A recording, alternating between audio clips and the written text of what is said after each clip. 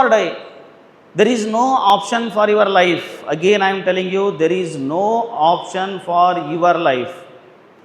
This is only one. And this is not for rent, this is for yours.